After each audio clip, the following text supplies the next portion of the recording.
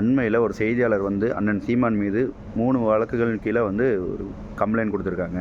அதில் வந்து அண்ணன் சீமான் பேசியது 100 விழுக்காடு சரின்னு நான் சொல்ல வரல.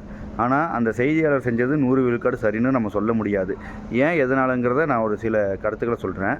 இப்போ ஒன்றும் இல்லை, அண்ணன் சென்னையிலேருந்து அண்ணன் திருச்சிக்கு போகிறாருன்னா சென்னையில் ஒரு செய்தியாளர் சந்திப்பு, திருச்சியில் இறங்கினோடனே ஒரு செய்தியாளர் சந்திப்பு, சரிங்களா?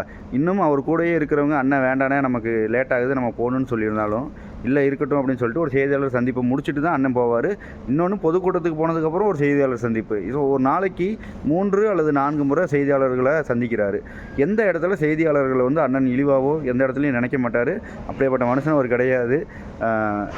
அந்த செய்தியாளர் வந்து கம்ப்ளைண்ட் கொடுத்தார் இல்லைங்களா, அவர் வந்து தமிழ் தேசியத்தை நேசிக்கக்கூடிய அந்த நபர் கிடையாது. அவர் வந்து திராவிடத்தை நேசிக்கக்கூடியவர் தான். குறிப்பாக இன்னும் கலைஞர் டிவியில் இருக்கிறவர் தான் அந்த செய்தியாளர். எனக்கு தெரிஞ்சு நான் இது வரைக்கும் கலைஞர் டிவியில் அண்ணனை பற்றி எந்த செய்தியும் வந்து நான் பார்த்ததும் கிடையாது. இதுக்கு மேலே நான் பார்ப்பனாங்கிறதும் தெரியாது. அண்ணனை பற்றி ஒரு தப்பான ஒரு தாட்டாக கூட கலைஞர் டிவியில் எடுத்து போட மாட்டாங்க. நாம் தமிழர் கட்சின்ற ஒரு வார்த்தையை கூட கலைஞர் டிவியோ அல்ல திராவிடத்தை சார்ந்தவங்களோ உச்சரிக்க மாட்டாங்க. ஸோ அதே போல் தான் இந்த செய்தியாளரும் அப்படி தான். ஒரு சில செய்தியாளர் பண்ணுற தவறுனால ஒட்டுமொத்த செய்தியாளர்கள் மேலே ஒரு சில கரும்புள்ளிகள் விழுகுது. அதே போல் தான் அண்ணன் சீமான் வந்து எந்த செய்தியாளருமே இழிவாக பேசியோ எந்த செய்தியாளருமே தவறாக பேசியோ நான் பார்த்தது கிடையாது. அவர் ஒரு அன்போடு தான் வாடா போடான்னு தான் பேசுவாப்பில்.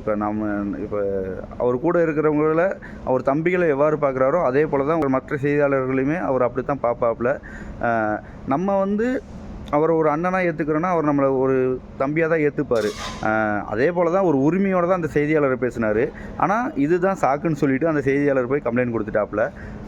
இது வந்து அண்ணன் சீமான எந்த வகையிலையுமே பாதிக்கப்படுத்தாது.